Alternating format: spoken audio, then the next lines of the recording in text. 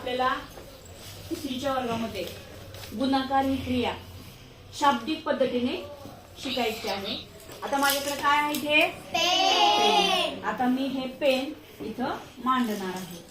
1 2 3 4 5 आणि 6 पेनची एक मी रांग तयार केली. किती पेनची? 6.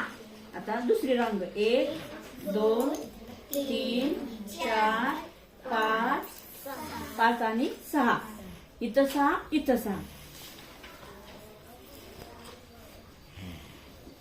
6 पेन. 6 पेन आणि रांगा किती त्या? 2 गुणिले 2 रांगा. 2 रांगा. 6 पेनच्या 2 रांगा. आता काय करायचं? 2 नी 6 ला 2 चा पाडा 6 पर्यंत म्हणायचा. म्हणा बेसक 12. 12 काय झाले? 12 पेन. Very good. 12 पेन.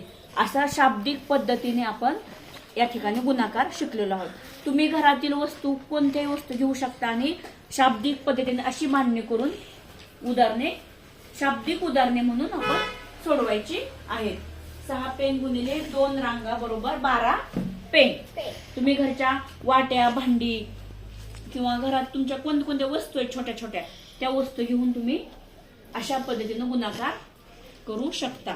उद्या हा गुणाकार 10 गणित करून अशा पद्धतीने वस्तू मांडायच्या आणि तिथं वहीमध्ये लिहायच्या. फुलं घेऊ शकता, पानं घेऊ शकता झाडाची.